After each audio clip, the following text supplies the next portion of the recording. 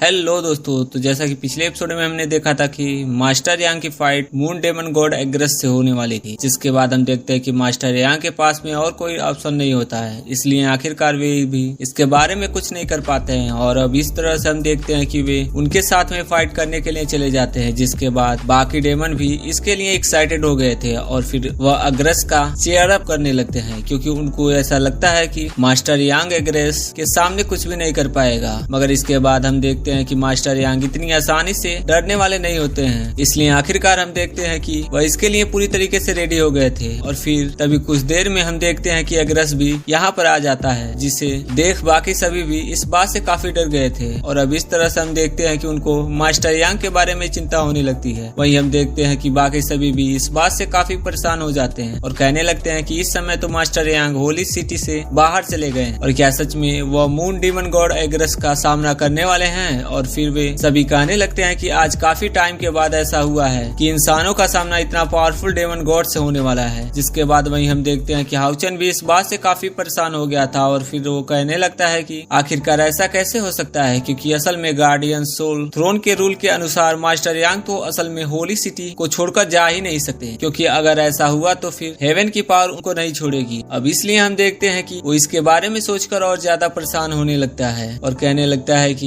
यह तो बिल्कुल भी फेयर नहीं है। जिसके बाद वहीं हम देखते हैं कि अब वह असल में इस बात से काफी खुश था और फिर इस तरह से हमें पता चलता है कि यह असल में उसी का प्लानिंग है। और फिर वह इसके बारे में बात करते हुए कहता है कि क्या ग्रेट नहीं है। फिर वह कहता है कि इस तरह से एक डिवाइन नाइट को बहुत ही आसानी से क्रश कर सकते हैं। अब इसलिए हम देखते हैं कि वह इनको बिल्कुल भी छोड़ने वाला नहीं होता है और कहने लगता है कि मैं तो उसे यूज करना चाहता हूँ, ताकि इस तरह से सभी इंसानों के कॉन्फिडेंस की बहुत ही आसानी से डिस्ट्रॉय हो सके। मगर वहीं हम देखते हैं कि हाउचेन इस बात से काफी परेशान होने लगा था और कहने लगता है कि नहीं, मुझे किसी भी तरह से इस गेम को रोकना ही होगा, क्योंकि मैंने पहले भी स्टार फिल्म में हनी को सेंस किया है, यहाँ तक कि मैंने असल में उसके थ्रोन को भी सेंस किया है। जिसके बाद हमें पता चलता है कि वह असल में मास्टर यांग के थ्रोन को भी सेंस कर पा रहा था। इसलिए वह कहने लगता है कि अगर मैंने अपने फुल पावर को हासिल कर लिया तो फिर मैं इसका यूज करके बहुत आसानी से थ्रोन के बीच में कनेक्ट कर सकता हूँ, जिसके वजह से अगर मैं किसी तरह से मास्टर यांग के पास में पहुंच गया तो फिर हो सकता है कि मैं इस गेम को रोक सकूं। अब इसलिए हम देखते हैं कि वह इसमें कोई देरी नहीं करता है और कहने लगता है कि मुझे जितना जल्दी हो सके रूल्स ऑफ पावर को हासिल करना होगा, ताकि मैं उसका यूज करके इस गेम को यहीं पर रोक सकूं। अब इसलिए हम देखते हैं कि वह तुरंत डेमी कार्ड को हंट करने के लिए चला जाता है, लेकिन असल में हम देखते हैं कि यह चीज इतनी आसान नहीं होती है, क्योंकि असल में हर एक डेमी गार्ड्स बहुत ज्यादा पावरफुल हैं, जिसकी वजह से उनको मार पाना इतना आसान नहीं है। मगर इसके बाद भी वह अपने आप को प्रिपेयर करता है और अपने आप को रेडी करके किसी भी तरह से ग्रैंडपा यांग को बचाना चाहता था। इसलिए वह कहता है कि चाहे मुझे कुछ भी हो जाए और इसके लिए मुझे कुछ भी क्यों ना करना पड़े, मैं इसके लिए पूरी तरीके से रेडी हूँ। अब इसलिए हम देखते हैं कि वह तुरंत डेमी गॉड के सामने चला जाता है, ताकि वह इस तरह से इसे मारकर रूल्स पावर को हासिल कर सके। वहीं हम देखते हैं कि एग्रेस भी मास्टर यांग का सामना करने के लिए तैयार हो जाता है और उनसे कहने लगता है कि हम तो काफी टाइम से नहीं मिले, जब हम 60 इयर्स पहले मिले थे, लेकिन इसके बाद भी तुमने मुझे और मेरे आर्मी को बहुत ही आसानी से रोक लिया, जिसकी वजह से हम होली सिटी पर अटैक करने में पूरी तरीके से फेल हो गए थे। लेकिन इसके बाद वो मास्टर यांग का मजाक उड़ाने लगता है और कहने लगता है कि फिर भी इंसान की लाइफ ओस की बूंद के जैसे हैं, क्योंकि आखिरकार फिर भी तुम हमारे सामने ज्यादा कुछ नहीं कर सकते। लेकिन इसके बाद दोस्तों हम देखते हैं कि मास्टर यांग इतनी आसानी से डरने वाले नहीं होते हैं, इसलिए वह भी इसका सामना करने के लिए अपने आप को प्रिपेयर करने लगते हैं और उसे कहने लगते हैं कि तुम तो बहुत ही ज्यादा बोलने लगे हो और ऐसा लगता है कि मैंने पिछली बार तुम्हें जो सबक सिखाया था वो असल में उतना काफी नहीं है। इसके बाद हम देखते हैं कि मास्टर यांग अपने पावर को एक्टिवेट कर लेते हैं और इस तरह से उसके ऊपर अटैक करने के लिए तैयार हो जाते हैं। मगर वहीं हम देखते हैं कि एग्रेस भी इतनी आसानी से हार मानने वाला नहीं होता है और वो भी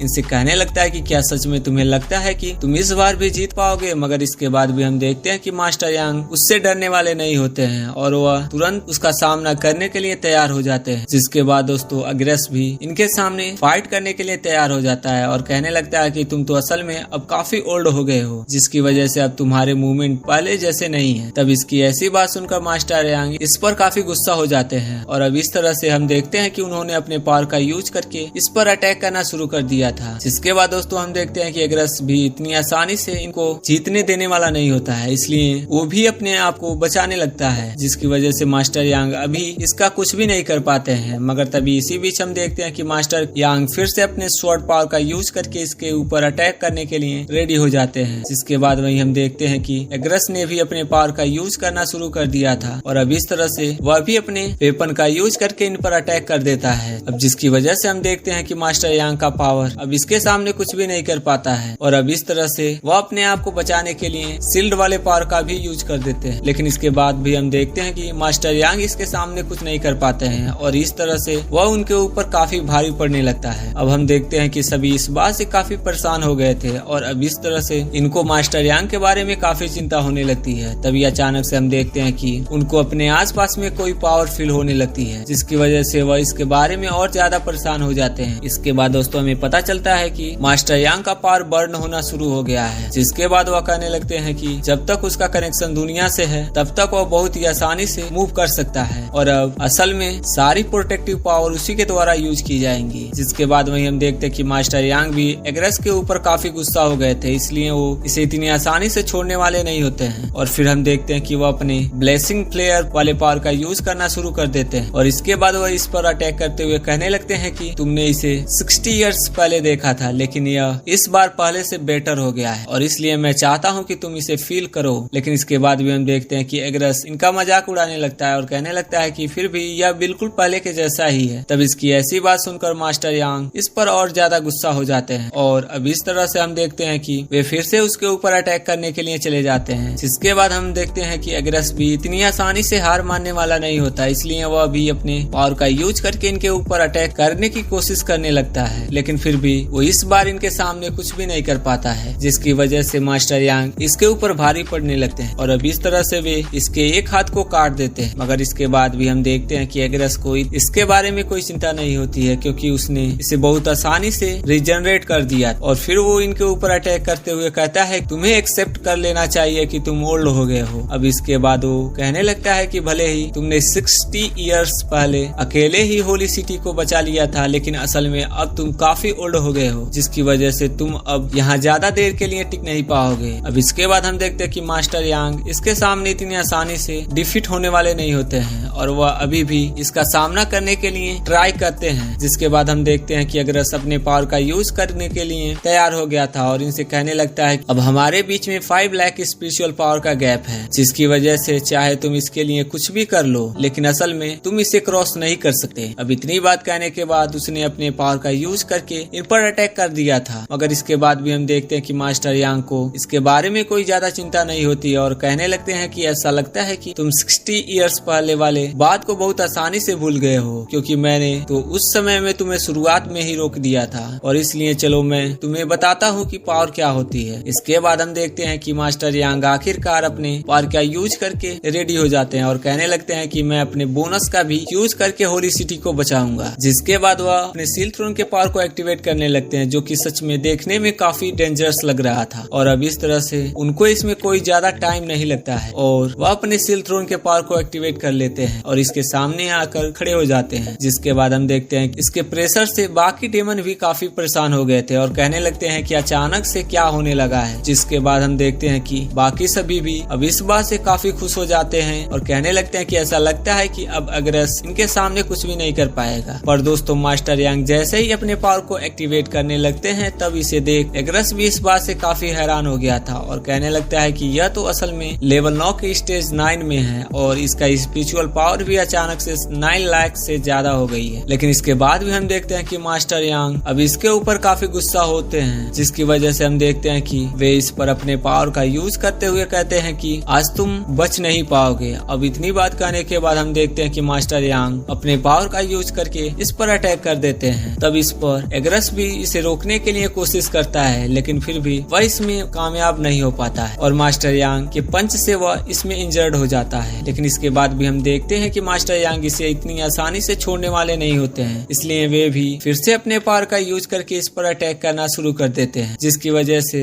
एग्रेसर अब इसके सामने कुछ भी नहीं कर पाता और फिर वह अपनी जान बचाने के लिए इधर उधर भागने लगता है। इसके बाद हम देखते हैं कि आखिरकार वो भी अपने पावर का यूज करके अटैक करने के लिए तैयार हो जाता है, लेकिन फिर मास्टर यांग इसके सामने किसी भी कीमत पर रुकने वाले नहीं होते हैं, जिसकी वजह से उनको अपने बारे में कोई भी चिंता नहीं होती है और इस तरह से वह लगातार उसके ऊपर अटैक करते जाते हैं। अब जिसके बाद एग्रेस भी इस बात से काफी हैरान हैरान हो गया था, लेकिन तभी अचानक से हम देखते हैं कि मास्टर यांग फिर से इसके ऊपर अटैक कर देते हैं, जहाँ पर कि एग्रस इनके सामने कुछ भी नहीं कर पा रहा होता है और वह उसके ऊपर लगातार अटैक करके उसे बहुत बुरी तरीके से इंजर्ड करते जाते हैं। और अब इस तरह से हम देखते हैं कि उसकी हालत काफी खराब हो जाती है। तभी अचानक से मास्टर यांग उसे रोल करके थ्रो कर देते हैं, लेकिन अभी वे इसे इतनी आसानी से छोड़ने वाले नहीं होते हैं और इसलिए हम देखते हैं कि वह फिर से अपने पंच वाले पावर का यूज करके उसके ऊपर अटैक कर देते हैं, जिसके बाद हम देखते हैं कि एग्रस की हालत काफी खराब होने लगती है, क्योंकि वह इनके किसी भी अटैक को रोकने के लिए कुछ भी नहीं कर पा रहा होता है। इसलिए वह अपनी जान बचाने के लिए इधर उधर भागने लगता है। अब हम देखते हैं कि मास्टर यांग उसे इतनी आसानी से जाने देने नहीं वाले थे, इसलिए उन्होंने दोबारा से इसके ऊपर अटैक कर दिया था, जो एग्रस को भी इनके सामने घुटने टेकने के लिए मजबूर कर देता है। पर हम देखते हैं कि एग्रस भी अब इनके सामने फाइट करने के लिए तैयार हो गया था और इसलिए हम देखते हैं कि वो अपने फर्स्ट मून वाले पावर का यूज कर देता है। मगर इसके बाद भी हम देखते हैं कि मास्टर यांग ने अपने पावर का यूज करके इसके ऊपर अटैक कर दिया था, जिसकी वजह से एग्रस का पावर इनके सामने कुछ भी नहीं कर पाता है और वे इसे बहुत आसानी से डिस्ट्रॉय कर देते हैं। वहीं हम देखते हैं कि सभी इसे बड़े ध्यान से देख रहे थे, जिसके बाद हम देखते हैं कि मास्टर यांग फिर से एग्रस के ऊपर अटैक करना शुरू कर देते हैं, जहाँ पर एग्रस इनके सामने कुछ भी नहीं कर पा रहा होता है और वह इसे बहुत बुरी तरीके से पनिश करने लगते हैं। अब इस तरह से हम देखते हैं कि एग्रस इनके सामने कुछ नहीं कर पा रहा होता है। आखिरकार मास्टर यांग उसे बहुत बुरी तरीके से इंजर्ड कर देते हैं। तब इसे देख सभी इस बात से काफी हैरान हो गए थे और कहने लगते हैं कि सच में यह तो काफी इम्प्रेसिव है, मगर फिर तभी अचानक से हमें पता चलता है कि असल में इसकी प्लानिंग कुछ और थी। इसलिए वह इनसे कहता है कि असली परफॉर्मेंस तब शुरू होगी। वहीं उधर हम देखते हैं कि मास्टर यांग वहाँ से नीचे आते हैं और हमें पता चलता है कि असल में उनका एक हाथ गायब हो चुका था, जिसके बाद हमें देखने को मिलता है कि सभी काफी डर गए होते हैं और कहने लगते हैं कि मास्टर यांग का एक हाथ तो गायब हो गया है। वहीं मास्टर टियान भी इस बात से काफी उदास हो जाते हैं और कहने लगते हैं कि वेलकम शुरू हो